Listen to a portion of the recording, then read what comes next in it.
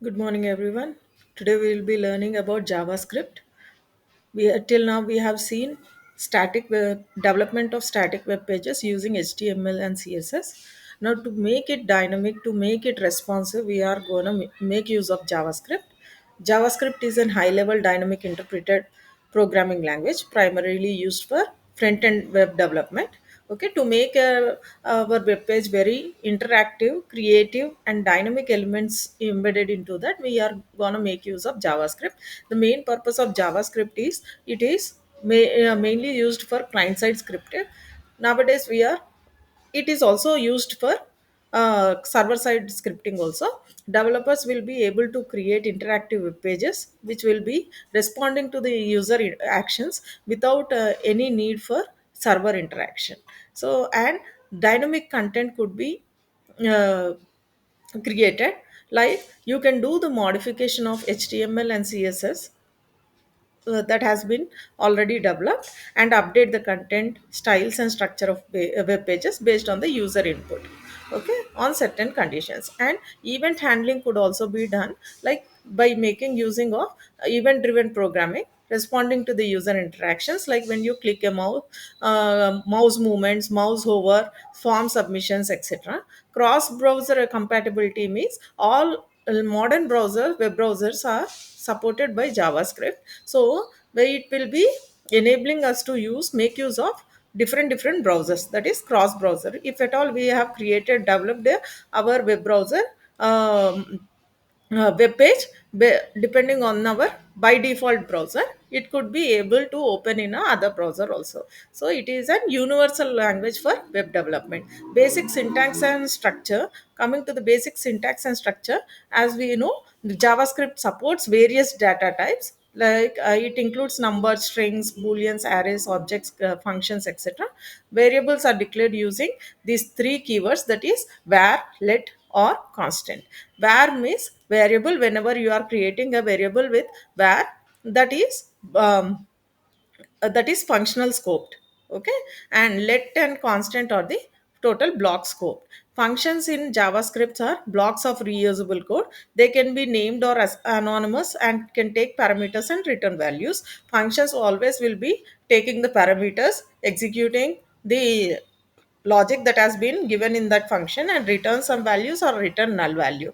And control structures are to control the flow of the execution based on some conditions. We are going to make use of control structures like if else statements, switch statements, loops, and all, okay. So this and coming to the document object model, DOM manipulation could be done using JavaScript. When JavaScript interacts with DOM, it will be allowing developers to access, modify, add or delete elements and content on web pages dynamically at the runtime.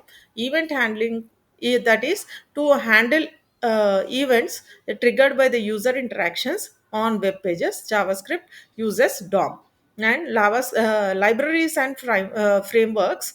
JavaScript libraries like jQuery, Lodash, and Moment.js provide pre-written functions and utilities to simplify and streamline common tasks in web development. Frameworks are like React, Angular, and Vue.js. It will be providing us as structured environments for building single page applications, managing the state, and creating complex UIs. Asynchronous programming is also there, that is Ajax, what we call Ajax, asynchronous JavaScript and XML. It enables data exchange between the browser and the server without refreshing the entire web page. That means, if at all when dynamically we are making the changes in the web page, there is no need of refreshing our web page to show the or uh, to render the changes that has been done on the web page, to display the changes that have been done in the code, or dynamically whatever changes we have done, that will be easily rendered without refreshing the web page. And this will be done by making use of promises and async or await methods, where JavaScript supports asynchronous programming through promises and async and await. It will be allowing for better handling of asynchronous operation and avoiding callback hell. Server side development could also be done using JavaScript. That is, it will be node.js will be used for server side development. Okay, developers will be writing server side applications using JavaScript. And cross site scripting to avoid um, to avoid this security or security risk. So due to its execution in different browsers, this JavaScript can be vulnerable to XSS cross script site scripting attacks. So developers should be adhere to the secure coding practices in mitigate this risk. And object orientation and JavaScript, as we know, object oriented programming, JavaScript also supports object oriented paradigms, like enabling the developers to create and work with the objects, encapsulation method, inheritance, and polymorphism. Right, it is an multi paradigm language. It can emulate object oriented concepts through its prototype based inheritance model. Coming to objects in JavaScript, objects are fundamental entities. They will be comprising some properties. Here we will be looking like they will be looking like key value pairs, and methods or the functions could be called using the objects. They serve as containers for data and its functionality. Let's see the literal notation of using of an object, defining its properties and methods within the curly braces. If you see, this is a class that has been person is a class under which I have declared name equals to John Doe, age equals to 30, and I have even declared a function called greet function. This could be written like this also. A function could be declared like this also, like key value pair. Name is a key, John Doe is a value, age is a key, 30 is a value, greet is a key, function and its execution are the values. Okay, next, prototypal inheritance. Every JavaScript object has a prototype. When a property or method is accessed on an object, JavaScript searches for the object's prototype chain. What is the prototype chain is the JavaScript inherited properties, that is our objects in JavaScript which inherited properties and methods from their prototypes. This mechanism allows for inheritance and sharing of behavior among the objects. When you are calling through the objects, the calling the class through the objects and trying to access the variables of the class, then the properties that are being inherited by the object is called as an prototypal chain. And constructor functions are also being used. Functions that acts as blueprints for creating objects are called constructor functions. Here is an example of a constructor function. Function person, name and age, this dot name, so and this dot age, if you see, and this is a function. Here is a constructor declaration. Person 1 is a constructor with for person class. Prototypal inheritance and prototype property. Prototype property means functions in JavaScript have a prototype property that is used to add properties and methods that are shared among instances or the objects that are being created by that constructor function. If you, for example, person dot prototype dot species equals to human, here are the instances created from person constructor that we have created in the previous slide. Share the species property. Okay, here it gives the output as an human. ES6 classes are there. Class syntax, it has been introduced in 2015. We call it as an ES6 class. The syntax are more familiar way of defining classes and their inheritance hierarchy. Here, if you see, this is a class, constructor name have given, and I am calling it the um, this dot name equals to name. Take the parameter this dot age equals to age for this constructor function, and greet is a function which will be displaying the name, this dot name, whatever name that has been given, this dot name. So here one more function, one more constructor function has been declared, that is person 2 equals to new person. I am passing parameters called Bob and 30. Inheritance and extends keyword.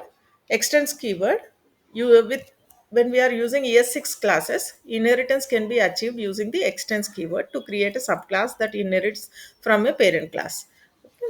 So here if you see class student extends person, this is a previous class that we have created. We have even created constructor classes person 1, person 2. Here I'm creating a class called student which will be extending or inheriting the properties of the person, and I am creating a constructor function by passing name, age and grade, where name and age will be taken from the person class, and this dot grade is a declared in this constructor. Okay, encapsulation and polymorphism. Encapsulation, here that will be, JavaScript does not have any native support from private properties or methods, but developers can achieve encapsulation through closures or naming conventions. Polymorphism, it will be allowing objects to share a common interface but have different implementations. Syntactic characteristics in JavaScript. Here, JavaScript is a dynamically typed language, meaning variables are not explicitly typed. They can hold values of any data type. I was telling you about let. When you declare let x equals to 10, it will be considering x is a number. Later, if you give x equals to hello, even the string value, it will be allowing. Now x is now a string, it will allow. That is let. If when you declare let, the we can reassign the value to that variable. Okay, and we can coercion, type coercion could be done. Okay, that will be allowed when you declare a variable with let. And objects and dot notation. Objects in JavaScript are collections of key value pairs. Assessing object properties and methods is commonly done using dot notation. That is, here are the key value pairs we have done, and this dot name, I am accessing object property, that is name, using dot notation.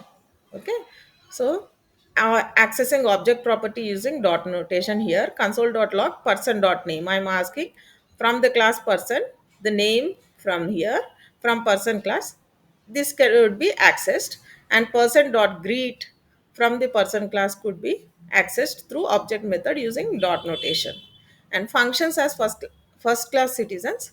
Functions in JavaScript are treated as first class citizens, meaning they can be assigned to variables passed as arguments to other functions and returned from functions. See, here is a function called greet. Here I am assigning a function to a variable.